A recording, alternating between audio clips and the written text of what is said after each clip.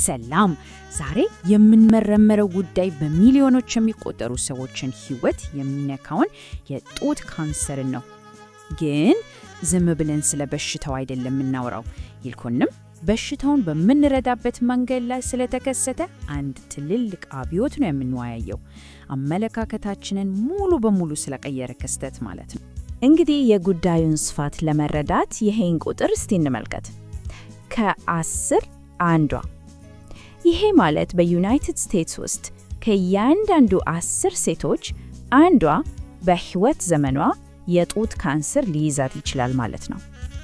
አስቡት እስቲ ይሄን ቁጥር ብቻውን ለምን ይሄን በሽታ መረዳት እንዳለብን ቁልጭ አድርጎ ያሳያል።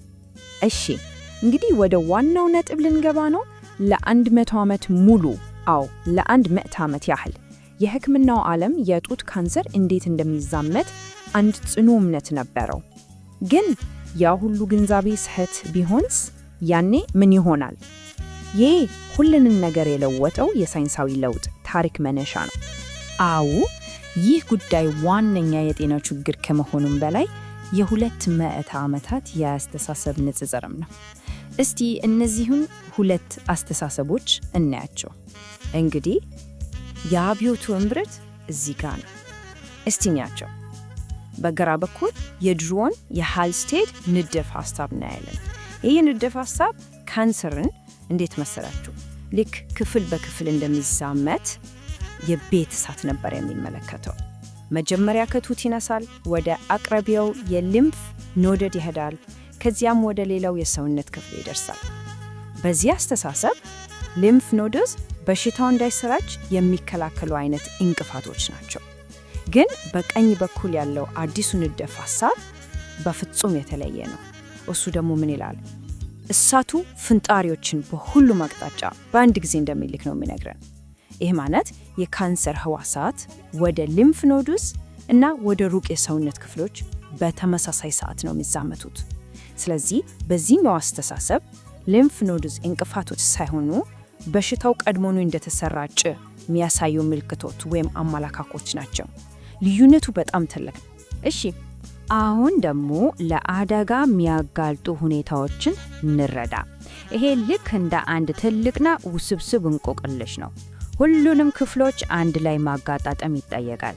እዚህ እንደምናየው ተመራማሪዎች እነዚህን አጋላጭ ሁኔታዎች በሶስት ከፍለዋቸዋል። በጣም ወሳኝ የሆኑ ዋና የሚባሉት አሉ። ለምሳሌ ጾታ፣ እድሜና የቤተሰብ ታሪክ።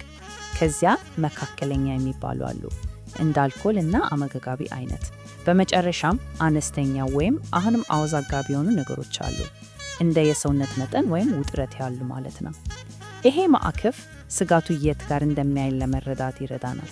እንግዲህ እስቲ እነዚህን ዋና ዋና አጋላጭ ሁኔታዎች ጠለቅ ብለን እናያቸው። የመጀመሪያው ጾታ ነው። ይህ በጣም ግልጽ ነው። በሴቶች ላይ ከወንዶች 100 እጥፍ የበለጠ ይታያል። ሁለተኛው እድሜ ነው።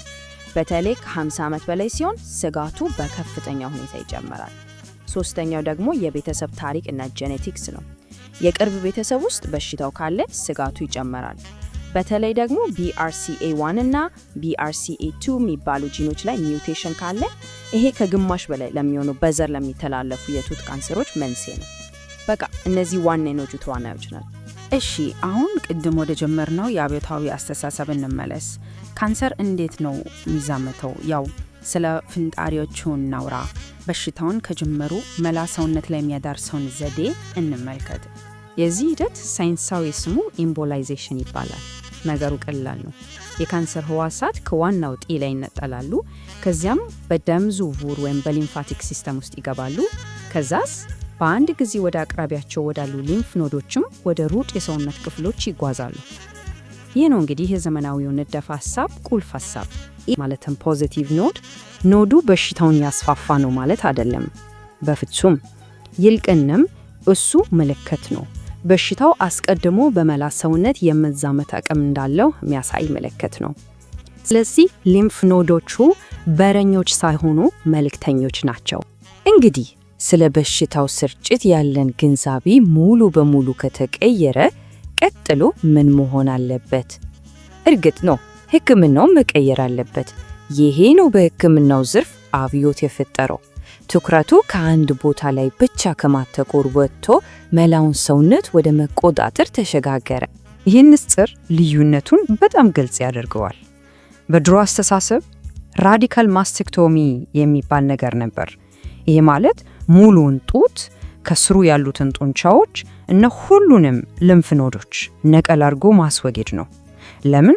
ምክንያቱም ካንሰሩን ከመሰራጨቱ በፊት ቆርጠን እናስወግደዋለን ብለው ስለሚያስቡ ነው። አሁን ባለው ስርዓታዊ አስተሳሰብ ግን ትኩረቱ ጡትን ማዳን ሕክምና ላይ ነው። ዋናው ግብ እጢውን ብቻ ማስወገድ እና ከዛ በመላ ሰውነት የተበተኑትን እነዛን ፍንጣሪዎች በሌላ ሕክምና መቆጣጠር ነው።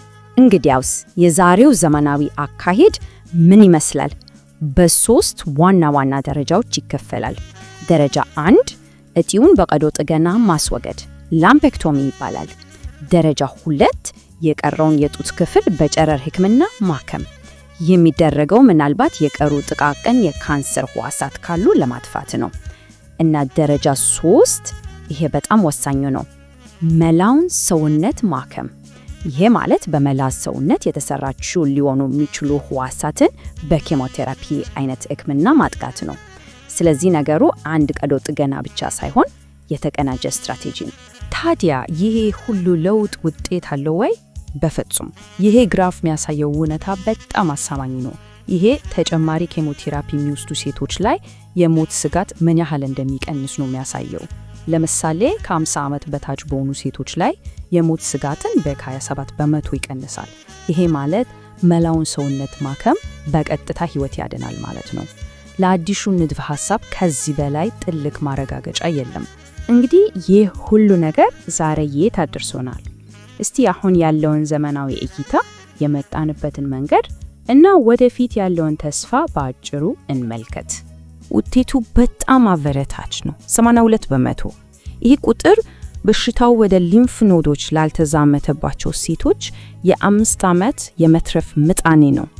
ይሄ የሆነው በዛ አዲስ የተቀናጀ ሕክምና ማለትም ጡትን በሚያድን ቀዶ ጥገና እና መላ ሰውነትን በሚያክም ሕክምና ነው። ለአዲሱ ግንዛቤ ኃይል ትልቅ ማሳያ ነው። እርግጥ ነው ሕክምና የታሪኩ አንድ አካል ብቻ ነው። ሌላኛውና ምናልባትም ከሁሉም በላይ ወሳኙ ነገር ቅድመ ምርመራ ነው። የማጣሪያ ፕሮግራሞች ለምሳሌ እንደ ማሞግራፊ ያሉት ገና ያልተሰራጩ ካንሰሮችን የማግኘት እድላችንን ከ5 በመቶ በታች ከነበረበት እስከ 20 በመቶ ከፍ አድርጎታል። በቃ በሽታውን በጊዜ መያዝ ለነዚህ ዘመናዊ ሕክምናዎች ስኬት ትልቁን እድል ይሰጣል። እና ይሄ ወደፊት ምን ሊፈጠር እንደሚችል እንድናስብ ያደርገናል።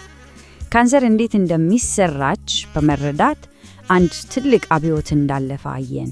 እውቀታችን እየጨመረ እና እየተለቀ ሲሄድ አንድ ጥያቄ መነሳቱ አይቀርም። ቀጣዩ ትልቅ አብዮት ምን ይሆን? በዚህ በሽታ ላይ የምናደርገውን ትግልስ በድጋሚ እንዴት ይቀይረዋል?